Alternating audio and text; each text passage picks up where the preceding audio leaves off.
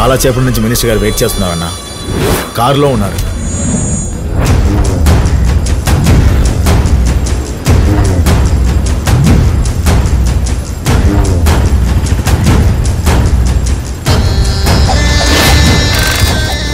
Minister రాకన్నా problem వస్తేనే ఈ కారణం గుర్తుకొస్తాడు కదా. నువ్వేం చేస్తావు నాకు తెలీదు. ఆ ఆస్తి నాకు కావాలి. నేను చూసుకుంటాగా మినిస్టర్.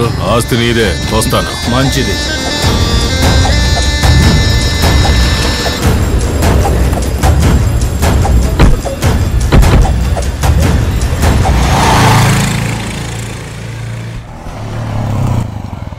రేయ్ క్యారియర్ ఇచ్చేసి త్వరగా రారా. అలాగే మామ.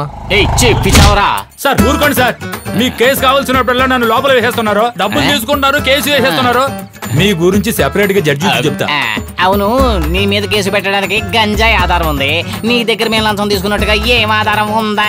సరే అది వదిలేండి సార్. చట్టం ఏం చెప్తుందంటే ఐపీసీ సెక్షన్ 54-56 కింద నన్ను కోర్టుకు తీసుకెళ్లకుండా కూర్చోబెట్టాడు నేరం అని చెబుతుంది. ఈ చట్టాల గిట్టాలు నాకేం అర్థం కావటం లేదు. బద్దలైపోద్ది రాస్కెల్. చట్టం మాట్లాడుతున్నాడండి. చట్టం రే, ఒక గంట తర్వాత కోర్టు తీసుకెళ్తాను. అక్కడ జడ్జి ముందు చెప్పరా నీ చట్టాలు. నా దగ్గర చట్టాలు మాట్లాడుతున్నాడు. నానా నీకంటే వాడు బాగా మాట్లాడుతున్నారులే. రే, ఫుడ్ తెచ్చి పెట్టావు కదా, ఇక నువ్వు దొబ్బేరా బయటికి. ఖర్చులకి డబ్బులే వెళ్తా. నీ డబ్బు ఏమన్నా ఇక్కడ ఉందా? నువ్వు అడిగినప్పుడల్లా ఇవ్వడానికి నేను ఏమన్నా ఏటీఎం మిషన్? ఏటీఎం మిషన్ లోనే ఇంకా చేచాపలా అందరి దగ్గర చేచాపి డబ్బులు తీసుకున్నావు కదా, సినిమాకి వెళ్ళాలి డబ్బులు. వినాక ఉదయరాజు, పోలీసు కొడుకు పోలీసు అవుతాడు అనుకుంటే నీ కొడుకు దొంగడేంటయ్యా?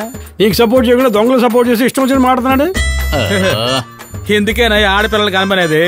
తరుగు లేదు, మేకింగ్ ఛార్జీ లేదు సార్. ఈ సరుకు మార్కెట్ లో ఎంత విలువ మీకు తెలీదు సార్. బర్మా బజార్లో అయితే 75,000 కమ్మి ఉండేవాడిని. ఈ సరుకుని చేతిలో పెట్టి వాసన చూపిస్తే చాలు పడిపోతారు. డబ్బులు అడిగితే ఎగతాళి చేస్తావా? అందరికి నాకే చెప్తా. గంజాయిని కొట్టేయాల్సిందే.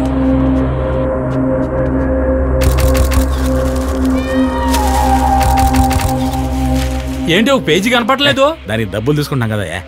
ఇక నీలాంటి ఎలకలుంటే పేజీలే కాదయా, బుక్కులు కూడా కనిపించవు. రారా అయ్యా, ఇక్కడ గంజాయి అక్కడ చూడు. ఎక్కడుంది? కనపడలేదు. ఇక్కడ పెట్టిన గంజాయి కనపడలేదు. ఏంటి కనపడలేదా? మీ అబ్బాయి భోజనం తెచ్చినప్పుడు ఇక్కడే ఉండాలి కదా. ఏంటి గంజాయి కనపడలేదా? అయితే కేసు క్లోజ్. ఎఫ్ఐఆర్ వేశారు కదా, అయితే మీ అందరి పనులు గోవిందా. రేయ్ ఎందుకురా ఇక్కడ ఆపమన్నావు?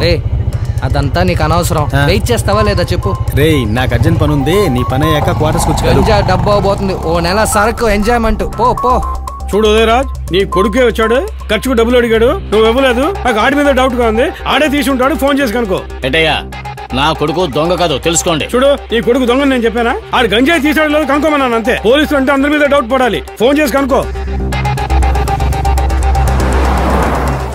అన్న గంజా అమ్మే చోటు ఎక్కడుంది? ఆటో దగ్గర. ఏమైంది? రింగ్ వెళ్తుంది, తీయడం లేదండి. మళ్ళీ ట్రై చేయి. ఏమైందయ్యా? తీయడం లేదండి. ఆడు గంజాయి తీస్తాడయ్యా, ఫోన్ తీయడు. అన్నా ఏంటి గంజానా?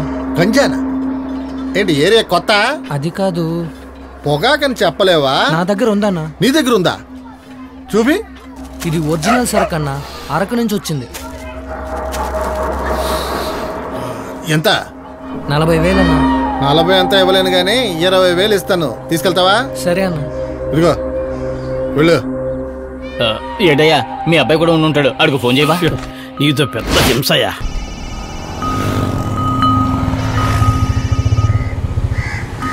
హలో చెప్పు నాన్న. ఎక్కడున్నావురా? గాంధీ రోడ్లో. అంటే ఏమి లేదురా, మా స్టేషన్ లో చిన్న సమస్య వచ్చింది. ఒక అక్యూజ్ ని గంజా అమ్ముతుండే పట్టుకుని స్టేషన్ తీసుకొచ్చాం. ఇప్పుడు చూస్తే గంజా కనపట్లేదు. మనోడేమన్నా చేతివాటం చూపాడా? 1 అవర్ లో గంజాతో పాటు అక్యూజ్ ని తీసుకెళ్లి కోర్టులో ప్రొడ్యూస్ చేయబోతే మా ఉద్యోగాలు ఊడిపోతాయా? ఆడు దొంగ చూపులు చూస్తూ నిలబడ్డాడు. నాకు ఆడి మీదే పెద్ద డౌట్ గా ఉంది. ఒకవేళ వాడు కనుక తీసుకుంటే ఇచ్చేయమని చెప్పరా? చాలా సీరియస్ మ్యాటర్, ఆటలాడకండి రా. అలాగే, మీరు వెంటనే గాంధీ రోడ్డు పక్కన ఉన్న తడికల బజార్కి వచ్చేయండి. ఎలాగైనా ఇప్పించారా? ఉంటాను. ఏమంటున్నాడు? తడికల బజార్కి రమ్మంటున్నాడు.